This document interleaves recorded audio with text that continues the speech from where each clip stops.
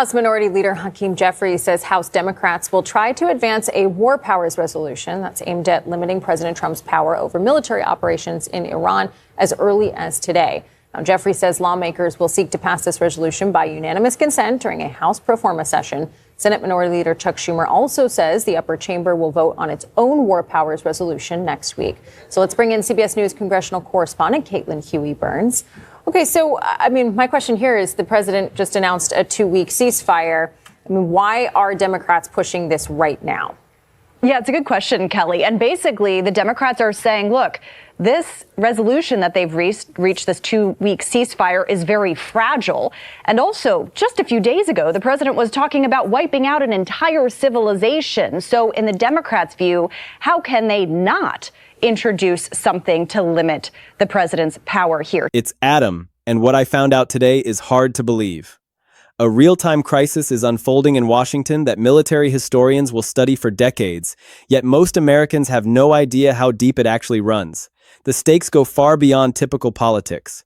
Think about this for a second. What does it actually take for a military campaign to go so spectacularly wrong, so visibly disastrous, so publicly humiliating that even the president's own loyal soldiers in Congress start quietly distancing themselves? Because that is precisely the moment we have arrived at with Trump's Iran adventure.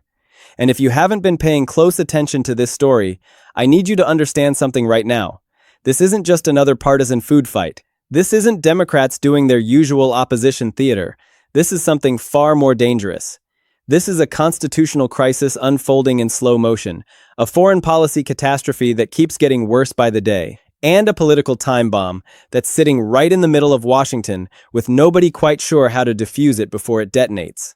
And Bay Area Congress members Ro Khanna and Nancy Pelosi, among more than 50 House Democrats, calling for Congress to invoke the 25th Amendment to remove President Trump from office. That was in response to his social media post earlier today, where he wrote of Iran, quote, "A whole civilization will die tonight." He's threatening the entire destruction of a civilization. He is calling Iranians animals. He is showing a total disregard for the humanity of people in Iran, in Gaza, in Cuba. This is a moral crime. It is a war crime. We need to be demanding that Congress convene today, and we need to be invoking the 25th Amendment. We heard statements from a person whose mental stability has to be questioned for the statements that he has made about obliterating a civilization. A civilization. While the Republicans want to be seen and not willing to exercise the 25th Amendment, we have to do that in the public. Let me paint you the full picture because the headlines simply aren't capturing the messiness and the gravity of what we're dealing with here. In late February, the Trump administration launched what they branded as Operation Epic Fury against Iran. And look, I understand that military operations always get these grandiose, dramatic names designed to project strength and determination. But here's the problem. When you christen your campaign something like Epic Fury, when things inevitably start going sideways, when the operation drags on without any clear victories, when the enemy you were supposedly going to crush is still standing tall, that name becomes an absolute gift to every single critic and comedian who wants to mock you. And trust me, Democrats have seized on that gift with both hands and run with it at full speed. Senate Democratic leader Chuck Schumer stood up on the Senate floor and called it directly to the president's face. Operation Epic Failure. And let me be crystal clear about this. This wasn't some off-the-cuff remark, wasn't a slip of the tongue, wasn't an unscripted moment. This was a prepared, deliberate, camera-ready renaming of an entire military campaign by the leader of the Senate opposition. Let's call Trump's Iran policy for what it is. Not Trump's Operation Epic Fury, Trump's Operation Epic Failure. That's just what it is. It's an epic failure. 45 days into this war, things are worse than the day Trump started his choice of putting us in war. Let's look at the chart here. Strait of Hormuz, the situation is worse. Iranian regime, situation worse. Gas prices, situation worse. Iran's nuclear ambition, worse. American credibility, worse. What a colossal failure. What a colossal failure. And yet, despite all of that, 45 days, Congress has done nothing. That is a seismic political moment. That tells you exactly how dire the situation has become when the opposition leader feels emboldened enough to publicly mock a wartime operation by name on national television with absolutely no fear of political blowback. Now, what did Schumer actually say? Because the specifics here matter enormously. He declared that Trump took America to war without any coherent plan and without any discernible strategy. He pointed out that conditions in the Strait of Hormuz, that critical choke point through which roughly 20% of global oil flows, are worse now than before the operation began. Gas prices are higher. Iran's nuclear ambitions remain completely undiminished. And then he dropped the hammer by calling this one of the very worst military and foreign policy actions that the United States has ever taken. Not one of the worst of this administration, not one of the worst of this decade, one of the very worst in American history. Full stop, and then he vowed to force a war powers vote to end it. Now, This war has made us worse off today than before it started. The war made us worse in terms of control of the Strait of Hormuz. The war made us worse in terms of the strength of the Iranian regime. The war made us worse in terms of high gas prices. The war made us worse because Iran's nuclear ambitions have been unchecked. And the war made us worse because American credibility is down the drain. It's just incredible. This is one of the very worst military and foreign policy actions that the United States has ever taken. Ever taken. And of course, there are other points here. Brave American soldiers have died. Many remain in harm's way. All of this happens when one man, especially a man acting as unhinged as Donald Trump, has unchecked power to wage war. is Schumer being dramatic for political effect? Absolutely. That's literally his job description. But here's what you need to understand. The facts underlying all that drama are undeniably real. The numbers are concrete. The constitutional clock is ticking. And the growing unease among Republicans is absolutely genuine. And that's what we're going to explore today. Because most people are fundamentally misunderstanding this story. Everyone wants to frame this as just another standard Democrats versus Trump battle, and sure, on the surface, it looks exactly like that. Democrats attack, Trump defends, nobody changes their mind, and the cycle repeats itself endlessly. But this one is fundamentally different. This one carries a legal dimension that doesn't care about party affiliation whatsoever. The War Powers Resolution isn't a political opinion or a suggestion. It's a federal law. It says the president has 60 days from notifying Congress about military action to either secure authorization from Congress or bring the troops home. That clock started ticking in early March, and by late April it had expired, while the war continued unabated. That's not just a political headache for Trump, that's a constitutional problem. And those kinds of problems have a way of growing in ways nobody fully anticipates. So let's build this out completely.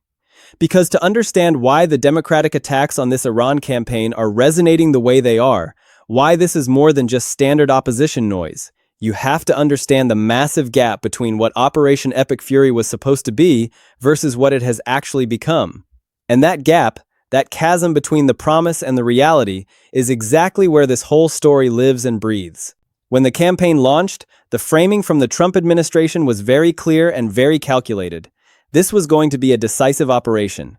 It would send an unmistakable message to America's adversaries. It would degrade Iran's military capabilities, push back against their nuclear ambitions, and demonstrate unmistakable American strength in a volatile region. The implication being sold to the American public and to Congress was that this would be relatively contained, highly targeted, and effective. The kind of operation that wraps up cleanly and gives Trump a much-needed national security win to take on the campaign trail. And in those first few weeks, there was enough noise about strikes and military activity to make it feel like maybe that's exactly what was happening. It looked like a lot of people wanted to believe that. Republicans desperately wanted to believe it. Even some Democrats grudgingly acknowledged that Iran had been a bad actor for a very long time and that some kind of action might be warranted. There was a window, A brief one, where this could have gone a completely different direction. But then the weeks started passing, and then the months, and Iran's government was still firmly in place. Iran's nuclear program was still humming along. In the Strait of Hormuz, that vital shipping lane that the global economy depends on, things remained unstable and completely unpredictable. And then, gas prices started climbing. Not just a little, but meaningfully, noticeably, in ways that real people felt at real gas stations in real towns across America. And that is precisely when the political math started shifting in ways that the White House simply could not control. Because here's the truth about American voters. They will tolerate a lot from their leaders when it comes to foreign policy. They will accept uncertainty. They will accept hard choices. They will even accept casualties if they believe in the mission. But what they will not accept for very long, what has ended political careers and broken presidencies throughout American history, is an indefinite military commitment with rising costs, no clear finish line, and absolutely nothing that looks like winning. That is the thing that transforms a wartime president from a hero into a liability, and that is exactly the trajectory this campaign started following. Now, this is where the War Powers Resolution enters the picture and why it matters so profoundly. The War Powers Resolution was passed in 1973 in the direct aftermath of Vietnam, specifically designed to prevent presidents from dragging the country into long, open-ended military engagements without congressional authorization. The law is very specific. Once the president formally notifies Congress that military action has begun, a 60-day clock starts. Within those 60 days, the president either gets Congress to authorize the war or the military action has to end. That's the law. It doesn't have a lot of wiggle room. It was deliberately designed not to have a lot of wiggle room. And when Trump formally notified Congress in early March, that 60-day clock started ticking in real time. And the deadline right around May first came and went while the operation continued. And that is when the constitutional dimension of this story went from theoretical to actual. Now, the Trump administration's argument, from what legal watchers and congressional reporters have described, is that a ceasefire of some kind paused the 60-day clock, that the clock doesn't run during periods of reduced hostility. And look, I want to be fair here. There are complicated legal questions involved in interpreting the War Powers Resolution and how it applies in different operational situations. These are not simple black and white questions. But here is what is also undeniably true. A lot of legal experts and a lot of senators, including some Republicans, think that argument is a significant stretch. The idea that a president can unilaterally decide that a ceasefire pauses a constitutionally significant legal deadline, that a president gets to be the judge of whether his own war is paused or not, is not a reading of the law that has a lot of precedent or a lot of defenders outside of the executive branch itself. And when your legal argument boils down to the president gets to define the terms of his own legal obligations, that is an extremely dangerous place to be standing. So what has actually happened in the Senate? Let's talk about the votes, because this is where things get genuinely fascinating. By late April, Democrats had forced war powers votes on Iran multiple times, 6 times to be specific. And 6 times those resolutions went down. The vote on April 29th was 47-50, so it was close, but it failed. Now at first glance you might say, okay, the resolution keeps failing, so Trump is fine. And in one narrow sense, yes, he has survived each vote. But look more carefully at those numbers. 47 senators voted to invoke the War Powers Resolution and end or significantly constrain the Iran campaign. 47. That is not a fringe position. That is not a handful of gadfly senators making noise. That is nearly half the United States Senate saying this war does not have legal or political support. And the 50 who voted against, not all of them were enthusiastic Trump supporters on this issue. Some of them were deeply uncomfortable. Some of them were watching very carefully. And some of them were already making statements that sounded a lot more like hedging than endorsing. And here's the thing you really need to pay attention to. The Republican cracks. Because this is the part that transforms this from a normal partisan fight into something with real political weight. Rand Paul, a Republican senator, a member of Trump's own party, has broken with Trump on war powers votes related to this campaign. Bill Cassidy, another Republican, has expressed serious reservations, and they are not alone in their unease, even if others haven't gone as far on the floor yet. The pattern that is emerging inside the GOP is one that should concern the White House a great deal. Republicans are not rushing to the cameras to defend Operation Epic Fury. They are not holding rallies about it. They are not sending fundraising emails bragging about the great Iran campaign. They are mostly quiet. And in Washington, when your party goes quiet about something the president is doing, that is not neutral. That is a very specific kind of distancing. That is the sound of politicians calculating whether the thing they're attached to is going to drag them down. And then there is the economic piece, because you absolutely cannot separate this story from the gas prices and the market instability. Schumer made this argument explicitly, and it's an argument that cuts through in a way that foreign policy debates often don't. Most voters are not deeply engaged with the geopolitics of the Strait of Hormuz. Most voters are not tracking War Powers Resolution vote counts. But most voters are filling up their gas tanks. Most voters are watching their grocery bills. Most voters know when things are costing more than they used to. And when a senator stands up and connects those rising costs directly to a military campaign that the president promised would be quick and decisive, that connection lands. It lands because it's simple and it's real, and it's something people can feel in their own lives. A poll cited in coverage of this story found that fewer than 1 in 4 Americans thinks the Iran campaign has been worthwhile. Fewer than 1 in 4. That is an extraordinarily low number for an active military operation. That is the kind of number that defines a political liability. That is the kind of number that keeps White House strategists up at night staring at the ceiling wondering what went wrong. So let's bring this all the way home. Let's talk about what this actually means going forward. What the real stakes are, who is exposed, and what comes next. Because the Iran story is still developing in real time, and the next few months are going to be genuinely consequential in ways that will shape Trump's standing on national security for a long time to come. And I want to be very direct about something before we get into the 4 main points. This is not just a story about Democrats attacking Trump. That framing undersells what is actually happening here.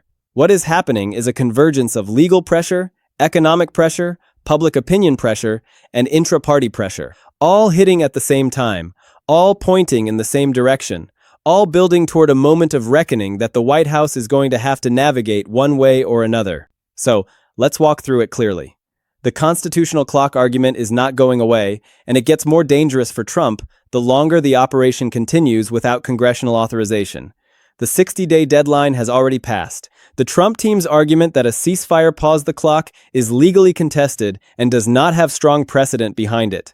What that means practically is that every day this operation continues, the legal exposure grows. And legal exposure in this context is not just abstract. It is the kind of thing that invites more congressional action, more court challenges, more oversight investigations, and more headlines that use the word unconstitutional next to the president's name. The Democrats are not going to stop forcing war powers votes. They forced 6 of them in just a few weeks. They will keep going. And each vote, even the ones they lose, is another opportunity to put Republicans on record. Another opportunity to generate coverage, and another opportunity to remind voters that this war has no legal authorization and no clear end date. That is a political grind that is very hard to win against, even if you keep winning the votes. The economic argument is probably the most dangerous one for Trump politically, and it's the one that Democrats are going to lean into hardest over the coming months. Gas prices are not an abstraction. They are not something you need a foreign policy background to understand. When prices go up at the pump, when heating bills get higher, when the cost of moving goods around the country increases because oil is expensive, people feel it. They feel it directly. And right now, the instability in the Strait of Hormuz, the direct result of an ongoing military campaign that Trump launched, is contributing to exactly that kind of economic pressure. Schumer's framing of this is deliberate, and it's smart. He is not just arguing about war powers or constitutional law. He is arguing that Trump's war is costing you money. He is making it personal. He is making it kitchen table. And that kind of argument tied to a military campaign that fewer than 1 in 4 Americans think has been worthwhile is the kind of argument that sticks. It sticks in ways that abstract foreign policy debates rarely do. And heading toward the 2026 elections, the combination of an unpopular war and rising costs tied directly to that war is a genuinely dangerous political environment for the Republicans, who have to run in competitive districts and states. The Republican silence, and in some cases the Republican defection on this issue, is a much bigger deal than it looks on the surface.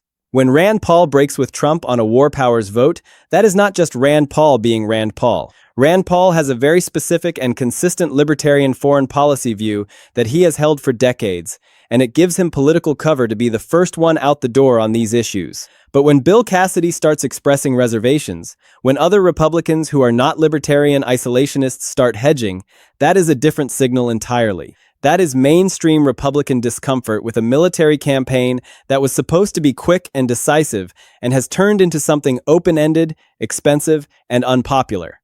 And here is the political reality of that discomfort. Republican senators and House members who are up for re-election in 2026 are going to be watching those poll numbers very carefully. Fewer than 1 in 4 Americans think the war has been worthwhile. That means even among Republican voters, there is not overwhelming enthusiasm for what is happening in Iran. And when your own base is not enthusiastic about something the president is doing, that is when the political calculations inside the party start shifting in ways that can become very hard to control. This is the big picture one that ties everything together, is what this story does to Trump's identity as a strong national security president. Because that identity has been central to his political brand for years. The argument has always been that Trump projects strength, that adversaries fear him, that his unpredictability keeps America safer than conventional foreign policy thinking would. And there are people who genuinely believe that, who look at certain moments in Trump's record and say, yeah, that approach worked.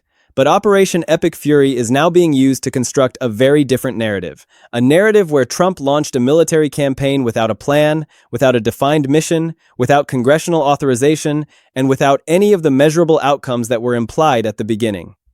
Iran's regime is still in place. Iran's nuclear program is still operating. The Strait of Hormuz is still a choke point. Gas prices are higher, and a Democratic Senate leader is standing on the floor of the United States Senate, calling your war operation epic failure to national camera coverage. And nobody in your own party is rushing out to loudly disagree. That is a very different image than the strong wartime leader narrative. That is an image of a president who is politically exposed on national security in a way that very few people predicted when this campaign started. So, where does this go from here? There are a few realistic paths. The Trump administration could pursue some kind of diplomatic resolution or formal ceasefire arrangement that allows them to claim a version of victory and wind down the operation. That is probably the cleanest off-ramp available.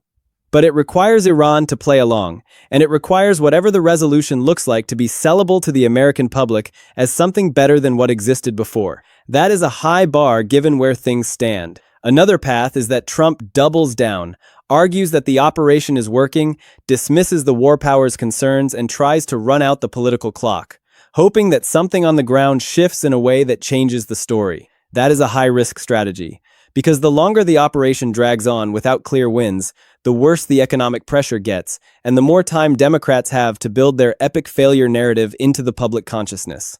A third path is that Congress forces the issue, that enough Republicans join Democrats on a future war powers vote to actually pass a resolution. That has not happened yet, but the margins are tightening. The discomfort is real, and if the polls continue moving in the direction they have been moving toward a majority of Americans seeing this war as a mistake, the political calculus for Republican senators in competitive states changes very fast. Here's the bottom line.